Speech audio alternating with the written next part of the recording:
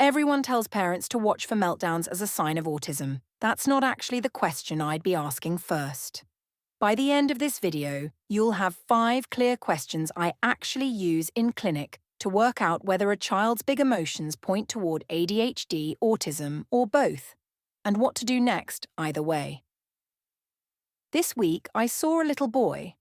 I'll change some details to protect his privacy, who's been dysregulated since he was tiny. Frustration would flood him so fast he'd lash out, sometimes even bite himself when the feeling got too big.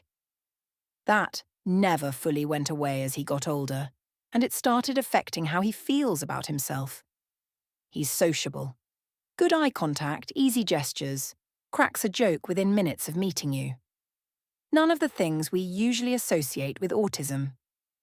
His mum still asked me, could this be autism too?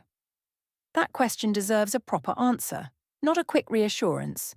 Emotional dysregulation isn't owned by one diagnosis. It shows up in ADHD, in autism, and in several other childhood conditions. Researchers call it transdiagnostic for exactly that reason. Around 80% of children with ADHD struggle to regulate their emotions, and it's just as common in autism, even though it was never actually written into the autism diagnostic criteria.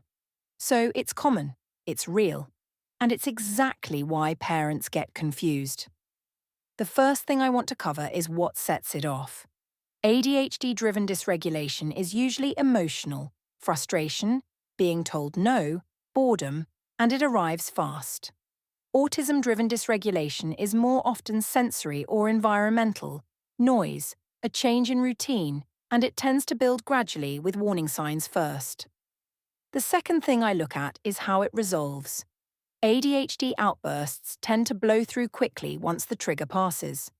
Autism meltdowns usually take longer to settle, and sometimes they turn into a shutdown where a child goes quiet and withdraws instead of exploding outward.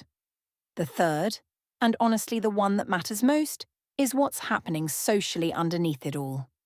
In ADHD, social connection is usually intact. The child wants friends, uses gesture and eye contact naturally, even if impulsivity gets them into trouble.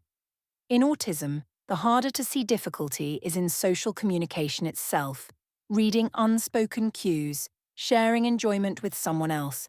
That was the piece that mattered most for the boy I mentioned. His social reciprocity was intact even on his hardest days. Fourth, how does the child relate to routine? Kids with ADHD often get bored of sameness. Kids with autism often find real comfort in it, and disruption to routine can itself be a trigger. And fifth, is there a self-esteem thread running through this? Many children with ADHD develop something called rejection sensitivity, an outsized emotional reaction to criticism or failure.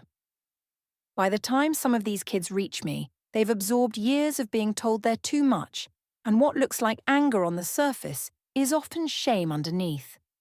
If you want the full, deeper conversation on this, I go into a lot more nuance on the Early Intervention podcast, links in the description.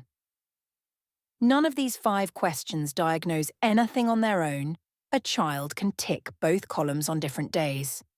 What actually answers this for your child is a proper multidisciplinary assessment. Both and is a completely valid answer.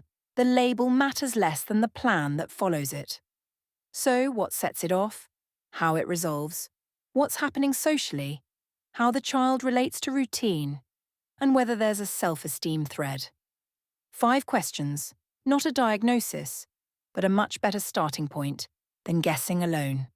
I post one of these every week. Follow along if this is useful for you, and drop a comment if you want me to go deeper next time.